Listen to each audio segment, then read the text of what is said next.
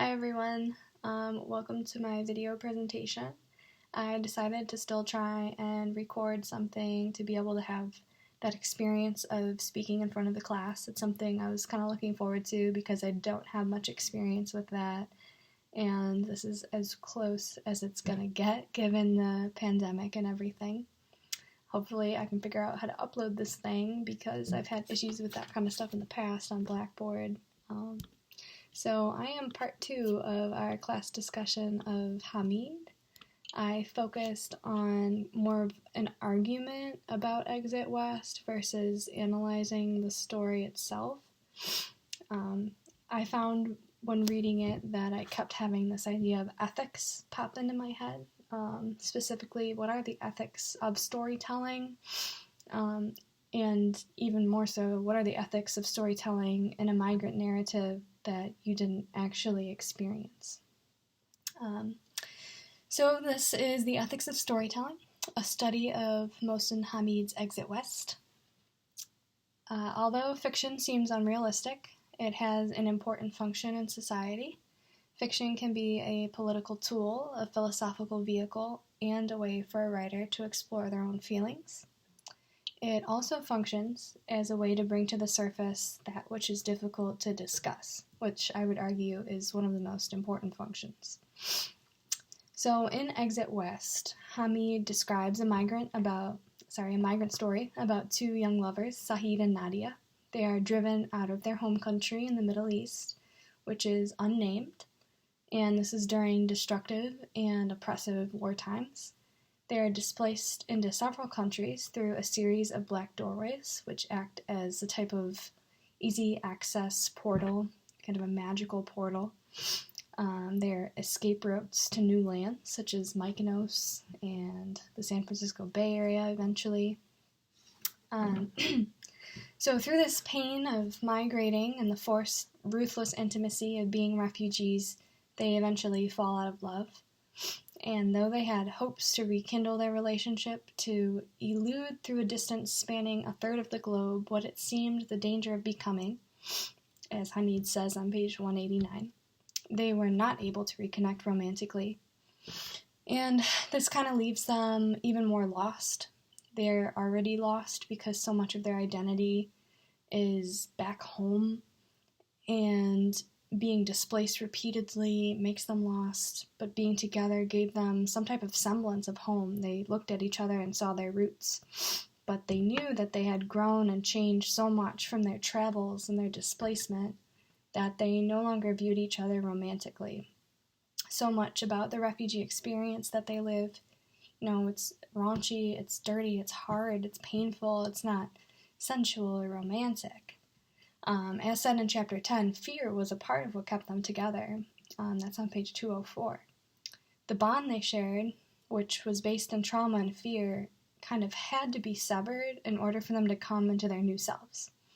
So this narrative is really moving, really interesting, but it just made me wonder, what are the ethics of telling a story like this? Something Hamid didn't directly experience that many people, refugees, really do experience. So as I move on, I'm going to focus more so on that argument.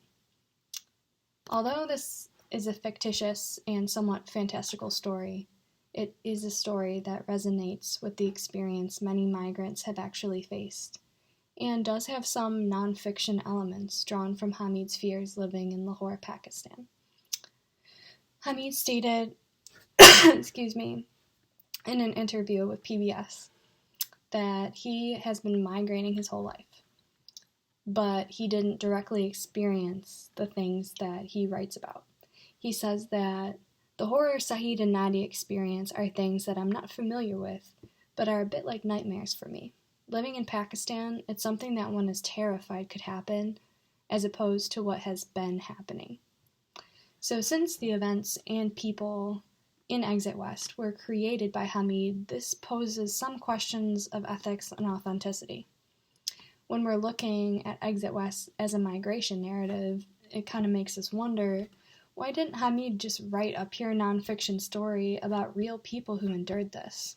And can we look at Hamid's book as a creative nonfiction, since it draws from reality that many migrants face and a little bit of what the author actually faces? Also, how does a fictitious narrative about migration serve us? And finally, what are the ethics of writing a story about an experience you didn't endure, which is horrific, that others have endured, and then placing a fairy tale spin on them, almost making light of the situation or making the passage to a new country too magical and too easy? Firstly, I want to say that I love the book. It was really enjoyable, and I think that writing fiction can be useful because it appeals to humanity. And then there's access to a wider audience, so people that maybe wouldn't have an interest or be aware of what's happening with refugees might, pick up the book or might hear about a book because it's more pop culture, more interesting. And then they might grow a compassion for migrants through experiencing this story. So that's what I meant in the beginning about fiction bringing up things that are difficult to discuss. It's something that happens in poetry and art and so many things where, because there's not the pressure of reality or the pressure of being exact and factual, you can explore more things that are maybe taboo to society. And I think that this story does do that. Passages such as the one about windows in chapter 4 deeply move the reader. Hamid writes, a window was a border through which death was possibly most likely to come. This is on page 71. This shows how one's relationship with the familiar changes when you're in a war-torn country. Envisioning the freedom and beauty of a window turning into something horrific strikes the reader and allows them into that transition that takes place when one is driven from one's home. So in Exit West, we see windows as, nice, cozy, beautiful things. They're a space that we can walk out onto a patio maybe and look at Nadia's lemon trees. And then they are something terrible, something in which they have to board up and tape up because they could die from that window shattering and killing them from bombs going off. So that passage, along with other passages which are moving, help produce feeling and sympathy and perhaps an understanding of trauma. So the reader can maybe apply that to real life situations and think about the things that migrants are really going through. However, I still think an issue remains, and that issue is that authors and readers cannot own the fact of others' lives. So while it's fiction to us readers, fiction to the author, it is fact to those who have lived the refugee experience. And the characters Hamid creates act as a type of surrogate for real refugees. His narrative is a type of surrogate for real fears, places, and experiences. So I wonder if this creates a type of exploitation. The nameless refugees have their stories and their pain taken and made into a tragic fairy tale. And though that is indirect, it's kind of appropriation. And this might seem extreme since Exit West is technically fiction, but it's a really sensitive subject, and I argue that it is more akin to creative nonfiction. Hamid offers a fictive, hyper-real version of the truth, which actually does exist or may exist among many war-torn countries and refugees. In another article I found, it explores the ethics of creative nonfiction, and since I'm viewing Hamid's Exit West as that, I thought it was really useful in looking at how authors can kind of deal with the truth. So this was called Living to Tell the Tale, The Complicated Ethics of Creative Nonfiction. The author, Lindsay Bloom, says that because writers of creative nonfiction are dealing with versions of the truth, they, perhaps more consistently than writers in fictive genres, have a perennial ethical obligation to question authority, to look beneath the surface, and an aesthetic obligation to render their versions of reality with sufficient power to compel readers' belief. Aside from compelling a reader's belief, authors of this genre, I think, have an ethical responsibility to consider the truth from which they are pulling and how they can give it a proper justice.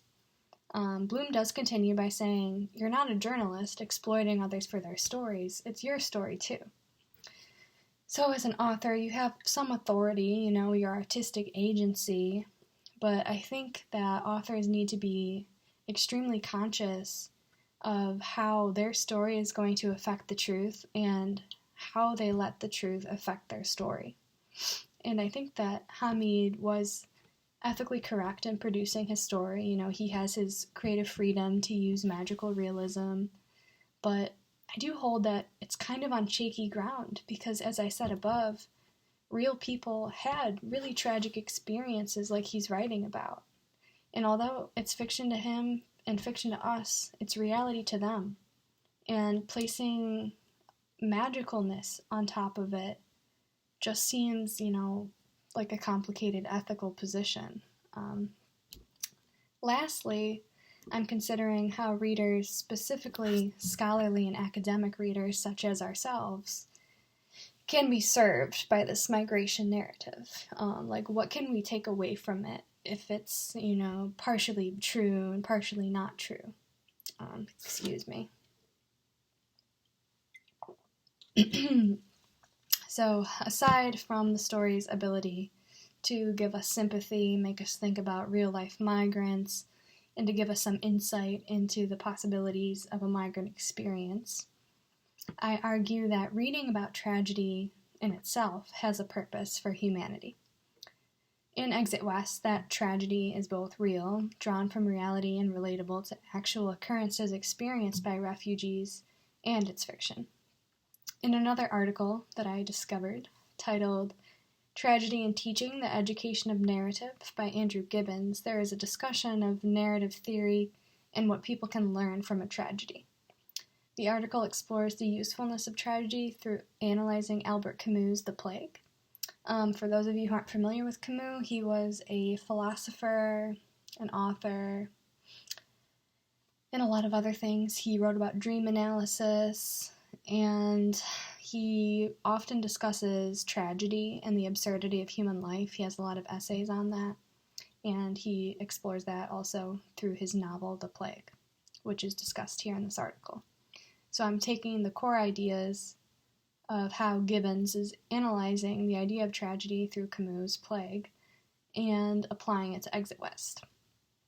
Gibbons says that narration can be understood as both a means to deal with the experience of tragedy and the very mechanism for constructing the nature of the tragedy. He explores how narratives are regarded as valuable first aid in response to tragedy, and I really loved that line. So it's like the narrative is what heals. He explains that sharing experiences, through narrative, is an element of psychological and relational recovery. So this really reminded me of Yin Chun's presentation on Gwen's refugees and the ideas about collective memory and a collective healing of trauma. So although the events in Exit West weren't necessarily factual, they were based in experiences that could have or were lived by many actual refugees. That's why I say it's Hamid's version of the truth. So I pose then that reading Hamid's narrative and seeing these two lovers exit war, survive the horrific experiences they went through, and kind of have a happy ending offers a collective healing for society, because we can, get more understanding for the tragedy that is really lived by refugees and do something good then. It also offers a collective healing maybe for those who experienced a similar trauma, and it shows us how such an experience can be constructed. So I think I answered all of the questions I've posed.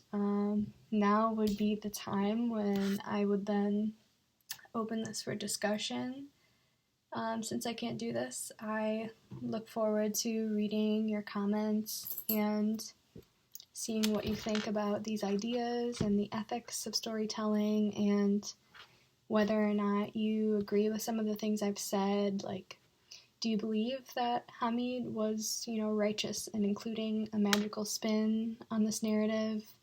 Do you think it could be looked at as creative nonfiction since it's drawn from somewhat real experiences? Yeah, so let me know what you think. I hope you guys are all well, and I hope that you guys aren't sick at all, because it's crazy times out there. Alright, have a good day.